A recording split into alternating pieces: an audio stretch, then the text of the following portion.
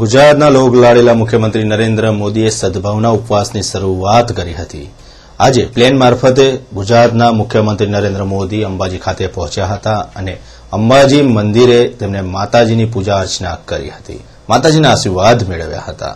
ઉલ્લેખનીય છે કે નરેન્દ્ર મોદી પોતાના સદભાવના ઉપવાસની પૂર્ણાહુતિ અંબાજી ખાતે કરનાર છે। નરેન્દ્ર મોદી જ્યારે અંબાજી ખાતે પહોંચ્યા ત્યારે ભારતીય જનતા પાર્ટીના કાર્યકર્તાઓ હોદ્દેદારો દ્વારા તેમનું ભવ્ય સ્વાગત કરવામાં આવ્યું હતું। આજે નરેન્દ્ર મોદી પોતાના સદભાવના ઉપવાસની પૂર્ણાહુતિ અંબાજી ખાતે કરનાર છે। મોટી સંખ્યામાં ભારતીય જનતા પાર્ટીના હોદ્દેદારો કાર્યકર્તાઓ ઉપસ્થિત રહ્યા હતા। મંદિરમાં નરેન્દ્ર મોદી પહોંચતા સુરક્ષા વ્યવસ્થા ચુસ્ત બનાવવામાં આવી હતી।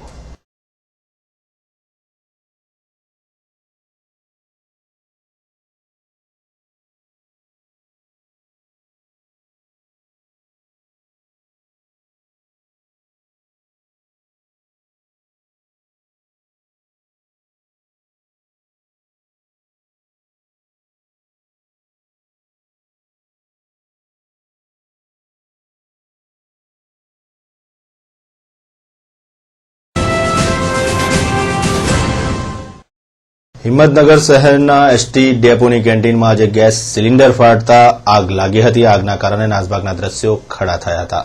તુરત જ ફાયર બ્રિગેડને જાણ કરાતા ફાયર બ્રિગેડના લશ્કરો ઘટના સ્થળે દોડી આવ્યા હતા। કલાકોની મહેનત બાદ આગ પર કાબુ મેળવવામાં ફાયર બ્રિગેડને સફળતા પ્રાપ્ત થઈ હતી। પાણીનો ફોમ મારો ચલાવીને આગને ઓલવવામાં આવી હતી। ઉલ્લેખનીય છે કે આગના બનાવના કારણે કોઈ જાનહાનિ થવા પામી નથી। ગેસ સિલિન્ડર ફાટતા જ ભારે ધડાકો એસટી ડેપોની કેન્ટીનમાં સંભળાયો હતો અને લોકટોળા એકત્રિત થઈ ગયા હતા। ત્યારબાદ ભયંકર આગ લાગી હતી। આગના કારણે લોકટોળા જમા થઈ ગયા હતા।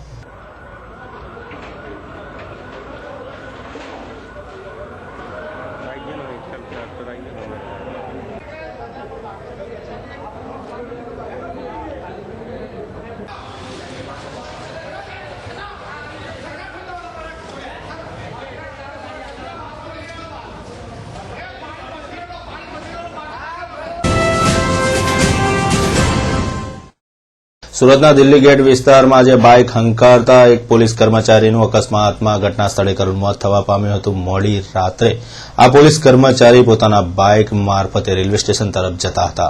આ સમયે અજાણ્યા ટ્રક ચાલકે તેમને ટક્કર મારી હતી। ટક્કર વાગતા જ પોલીસ કર્મચારીનું ઘટના સ્થળે કરુણ મોત થવા પામ્યું હતું। બનાવની જાણ થતાં પોલીસના ઉચ્ચ અધિકારીઓ ઘટના સ્થળે દોડી આવ્યા હતા। કર્મચારીનું મોત થતાં જ પોલીસ બેડામાં શોકની લાગણી છવાઈ જવા પામી છે।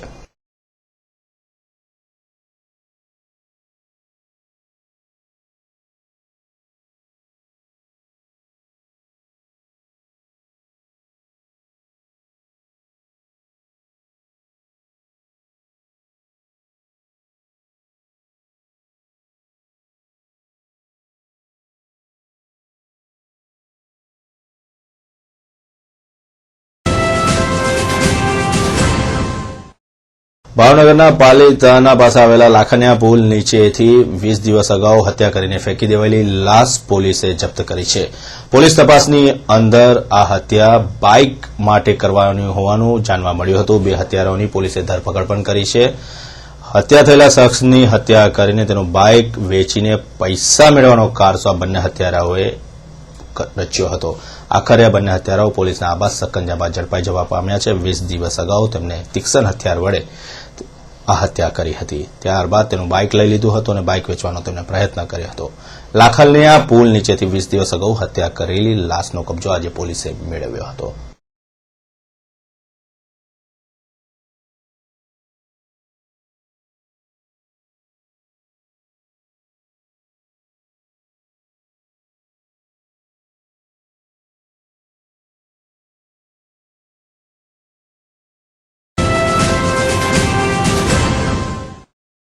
વેસ્ટર્ન ડિસ્ટર્બન્સની અસર ઓછી થતાં હવે ઠંડીના વાયરા સુસવાટા મારતા પવનો ઓછા થયા છે। તાપમાનનો પારો ધીરે ધીરે ઊંચે ચડી રહ્યો છે। માત્ર ગુજરાત રાજ્યની વાત કરીએ તો ગુજરાત રાજ્યમાં નલિયામાં જ માત્ર ઠંડીનું પ્રમાણ યથાવત રહેવા પામ્યું હતું, જ્યારે અન્ય રાજ્યોમાં 10 ડિગ્રી કરતાં તાપમાનનો પારો ઊંચે ગયો હતો। ઠંડીમાં ઘટાડો થતાં હવે લોકોએ હાશકારો અનુભવ્યો છે।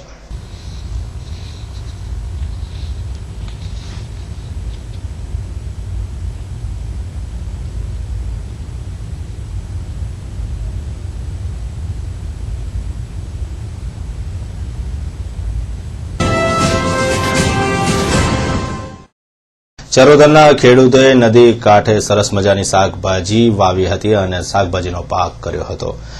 શાકભાજીના વેલા લહેરાતા જોઈને ખેડૂતોમાં આનંદની લાગણી છવાઈ જવા પામી હતી, પરંતુ વેસ્ટર્ન ડિસ્ટર્બન્સના કારણે ઠંડીનું જોર જોરદાર રહેવા પામ્યું હતું, જેના કારણે પાક બળીને ખાક થઈ ગયો છે. પાકનું નુકસાન થવાને કારણે આર્થિક સકડામણ હવે ખેડૂતો અનુભવી રહ્યા છે અને તેમને રાજ્ય સરકાર સામે ધા નાખી છે. રાજ્ય સરકાર હવે આર્થિક નુકસાનનું વળતર આપે તેવું ખેડૂતોએ માંગ કરી છે. ઠંડીનું જોર વધતા શાકભાજી નષ્ટ થવાને કારણે હવે ખેડૂતોની હાલત દયનીય થઈ જવા પામી છે અને પાકનું બારોબાર નુકસાન આગામી દિવસોમાં ખેડૂતો ઉઠાવી શકે તેવું નથી.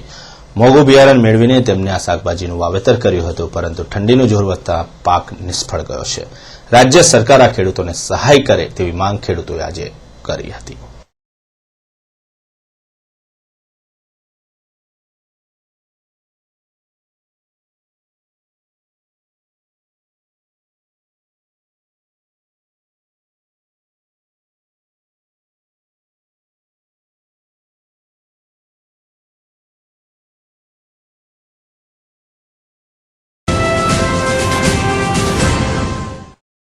લાલબાગ ફ્લાયઓવર બ્રિજનો વિવાદ વકરતો જોવા વડોદરા શહેરમાં મળ્યો હતો, જેના કારણે વિરોધ પક્ષના નેતા ચિન્નમ ગાંધીએ અમરનાથ ઉપવાસની શરૂઆત કરી હતી. પોલીસે બળજબરીથી વિરોધ પક્ષના નેતા ચિન્નમ ગાંધીને હોસ્પિટલ ખાતે ખસેડ્યા હતા. ત્યારબાદ પણ હજુ વિવાદ શમ્યો નથી અને કોંગ્રેસના કાર્યકર્તાઓ સેવા સદન ખાતે પહોંચી ગયેલા અને આ બ્રિજનો નકશો અને આ ડિઝાઇન બનાવનાર એન્જિનિયરના મોં ઉપર કાળી શાહી ફેંકીને તેમને વિરોધ વ્યક્ત કર્યો હતો, જેના ઘેરા પ્રત્યાઘાત કર્મચારીઓમાં પડ્યા હતા અને કર્મચારીઓ વીજળી હડતાળ પર ઉતરી ગયા હતા અને અચક્કસ મુદતની હડતાળને કારણે હવે સેવા સદનનું કામકાજ પણ ખોરંભે પડ્યું છે. એક બાજુ કોંગ્રેસના અગ્રણીઓ ટસ્તીમસ્ત થવા નથી માંગતા, પોતાનું આંદોલન વેગવંતુ બનાવવાનો હુંકાર કરે છે, જ્યારે બીજી બાજુ કર્મચારીઓમાં કોંગ્રેસના કરતૂતથી ભારે રોષ જોવા મળ્યો હતો. માજી સાંસદ મનુભાઈ પટેલે પણ પોતાના તીખા તેવર વ્યક્ત કરતા જણાવ્યું હતું કે કોંગ્રેસની નીતિ કદાચ આ છે જ નહીં. શહેર કોંગ્રેસ પ્રમુખની હાજરીમાં જો આવો બનાવ બનતો હોય તો તે શરમથી કોંગ્રેસ જેને લાલ થવા જેવી અને નીચું જોવા આપવાનું આ વાત છે. માજી સંસદે કોંગ્રેસની નીતિની યાદ અપાવતા તેમણે જણાવ્યું હતું કે આઝાદીની લડત લડતા કોંગ્રેસીઓના એક નીતિ નિયમો અને સંસ્કાર છે અને આવું કૃત્ય ક્યારે પણ કોઈ જ પણ કોંગ્રેસી વડોદરા શહેરમાં સાખી નહીં લે તેવું માજી સાંસદ અને કોંગ્રેસના પીઢ નેતા મનુભાઈ પટેલે જણાવ્યું હતું. બીજી બાજુ કર્મચારીઓમાં ભારે રોષના કારણે હવે સેવા સદનનું કામ ખોરંભે પડ્યું છે, જેની હાલાકી શહેરીજનોને ભોગવવાની આવી છે. બ્રિજનો વિવાદ આટલો બધો વકરશે તે તો કદાચ કોઈને ખબર ન હતી, પરંતુ હવે આંદોલન બીજી તરફ જઈ રહ્યું હતું લાગે છે. બીજી બાજુ કર્મચારીના એન્જિનિયર પીએમ પટેલે પણ ભારે આક્ષેપો કર્યા હતા અને તેમની પાસે કોઈ માંગ થઈ હોવાની વાત પણ તેમણે દોહરાવી હતી.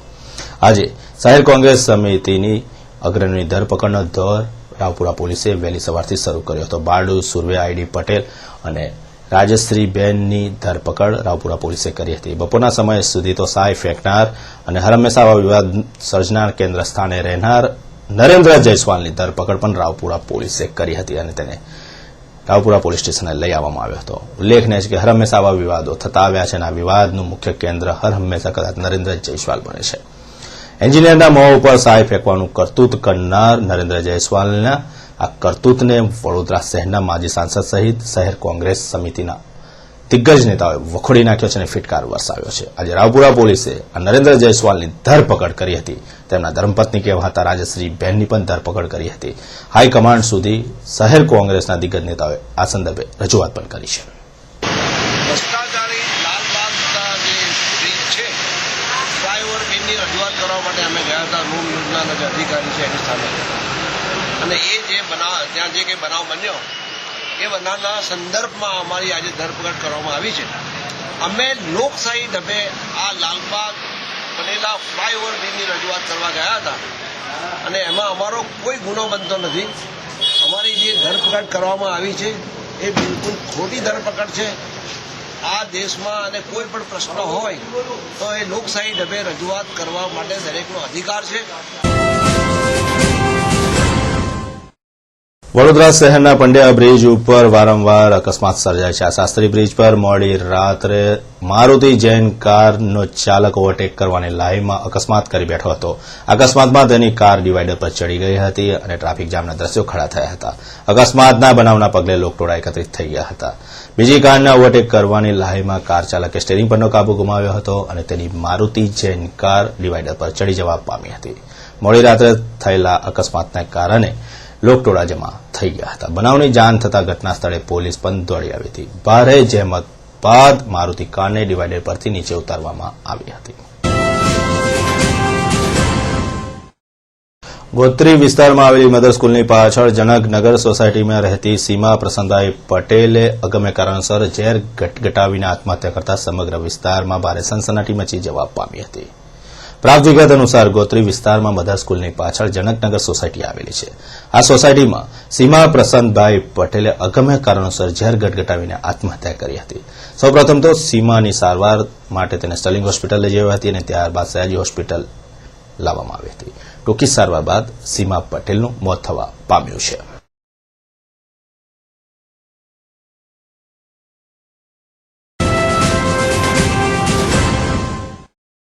વિશ્વામિત્રી નદી ઉપરથી આજે ઉમરસિંહ નેપાળીએ નીચે ઝપલાવતા તેનો આબાદ બચાવ થવા પામ્યો હતો. ફાયર બ્રિગેડના જવાનો પહોંચી ગયા હતા અને ઉમરસિંહને નદીમાંથી બહાર કાઢ્યો હતો.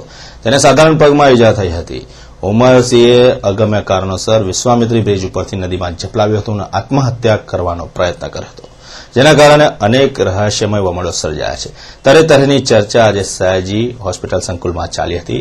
ઉમરસિંહ નેપાળી કલ્યાણનગર ખાતે રહે છે અને ભારે વિવાદ ધરાવનાર વ્યક્તિ હોવાનું આધારભૂત વર્તુળે જણાવ્યું હતું. આજે વિશ્વામિત્રી બ્રિજ પાસેથી ઉમરસિંહે મોતનો કૂદકો લગાવવાનો પ્રયત્ન કર્યો હતો, પરંતુ સદનસીબે તેનો બચાવ થવા પામ્યો હતો.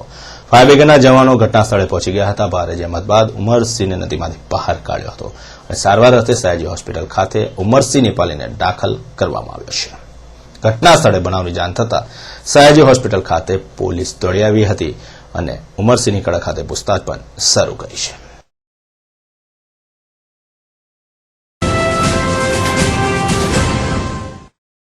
વિજય પરમાર અને વિક્કી પરમાર નડિયાદના કબ્રસ્તાન પાસે રહે છે અને ફતેપુરાના કુંભારવાડા વિસ્તારની અંદર બકરા ચોરતા રંગે હાથે ઝડપાઈ ગયા હતા. મારુતિ વાન લઈને વિક્કી પરમાર અને વિજય પરમાર ફતેપુરાના કુંભારવાડ ખાતે દોડી આવ્યા હતા અને ત્યાંથી તેમને બકરા ચોરવાનો પ્રયત્ન કર્યો હતો. ઉલ્લેખનીય છે કે 5 બકરા વિક્કી પરમાર અને વિજય પરમારે ચોર્યા હતા.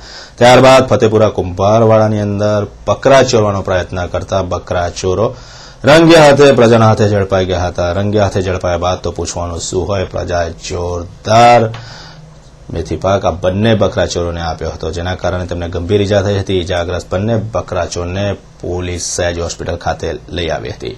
સયાજી હોસ્પિટલમાં બંનેને દાખલ કરવામાં આવ્યા છે. પ્રાથમિક સારવાર તેમની કરવામાં આવી હતી.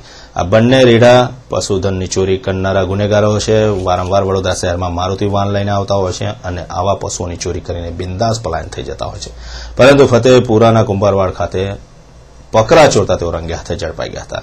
પ્રજાનો મિજાજ જોરદાર હતો અને ત્યારબાદ પ્રજાએ તેમના મિજાજનો પરચો આ બંને બકરાચોરને કરાવ્યો હતો અને જોરદાર મેથીપાક આપીને પોલીસને હવાલે આ બકરાચોરને કર્યા હતા.